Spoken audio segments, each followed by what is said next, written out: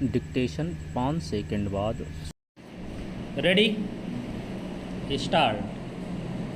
मोदी सरकार के तीसरे कार्यकाल का पहला आम बजट पेश करते हुए वित्त मंत्री निर्मला सीतारमण ने यही प्रकट किया कि विकसित भारत का लक्ष्य उनकी निगाह में है। इसी कारण आम बजट अंतरिम बजट की कड़ी दिख रहा है।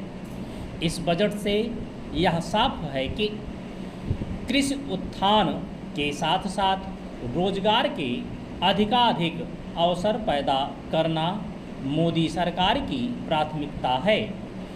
इन दोनों क्षेत्रों पर विशेष ध्यान देना आवश्यक था, क्योंकि किसानों की आय बढ़ाने के साथ रोजगार के पर्याप्त अवसर पैदा करने के वादे सरकार के लिए परेशानी का कारण बने हुए थे। बजट में किसानों और कृषि क्षेत्र के लिए लगभग 1.5 लाख करोड़ रुपए के प्राविधान किए गए हैं।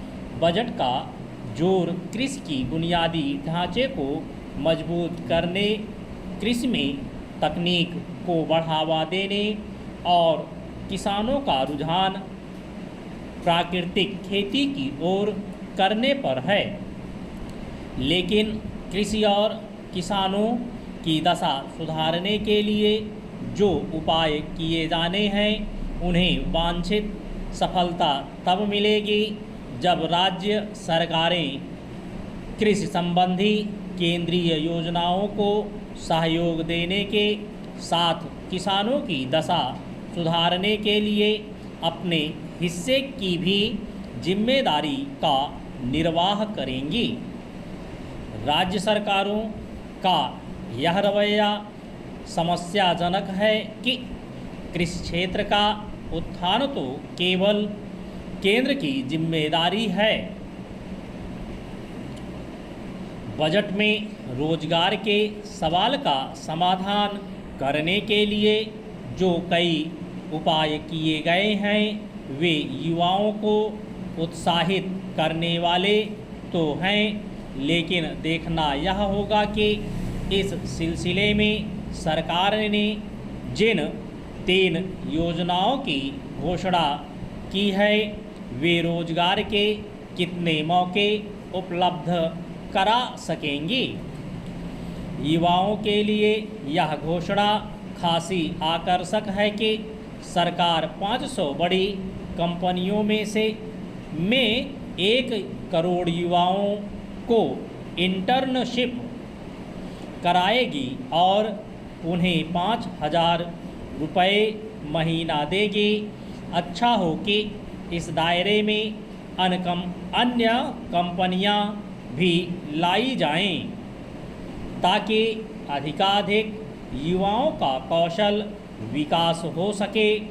यह महत्वपूर्ण है कि लोकसभा चुनावों में अपेक्षित परिणाम न मिलने के बाद भी सरकार ने खुद को लोक लुभावन योजनाओं से दूर रखा और देश को विकसित बनाने में सहायक बनने वाली योजनाओं पर अपना ध्यान केंद्रित रखा और ऐसा करते समय वित्तीय अनुशासन को प्राथमिकता दी।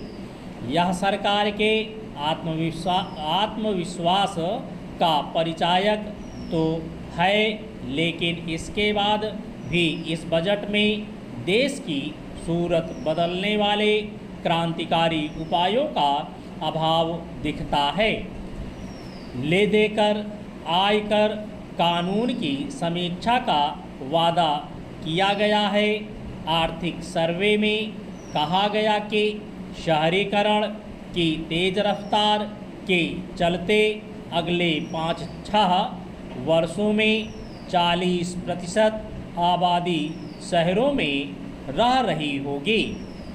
इसे देखते हुए शहरों के विकास पर विशेष ध्यान दिया जाना चाहिए था, क्योंकि शहर आर्थिक विकास के इंजन होते हैं।